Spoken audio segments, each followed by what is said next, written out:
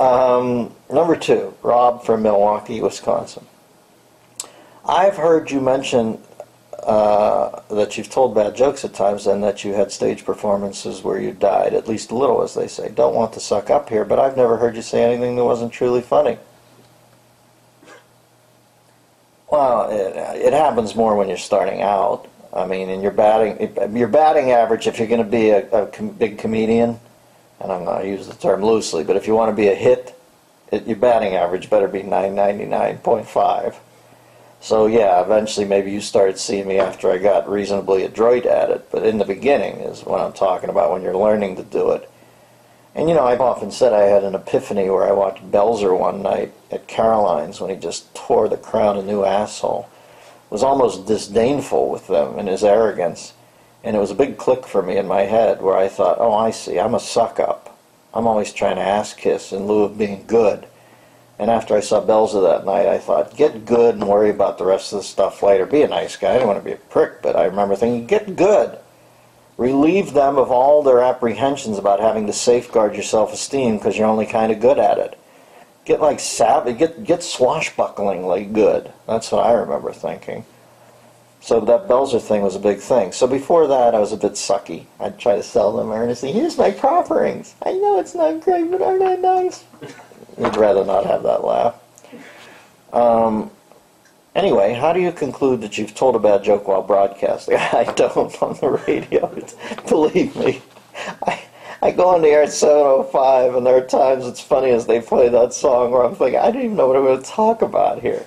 So I don't sit down and go, that's a bad joke. And if I do, I just mock it a little and tease it. But I'm just literally start talking at 7:07, I guess it is, and I quit 3 hours later. But I'm not too tough on myself when I'm on the radio because I think filling the time is half the battle.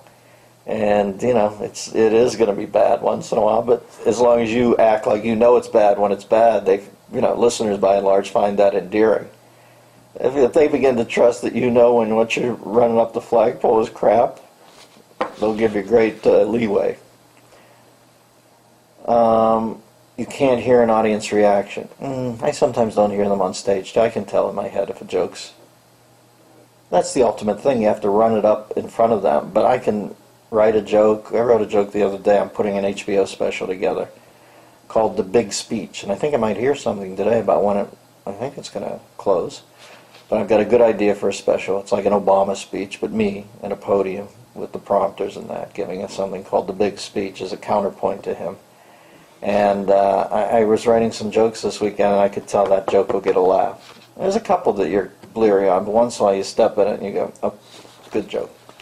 So I kind of need a reaction, but I've seen audiences laugh at bad jokes about how many Ethiopians can you fit in a phone booth, all of them. You know, I remember that killing a crowd one night at a club I was at and thinking, I don't know that I can make them the arbiters of what goes into this act, you know.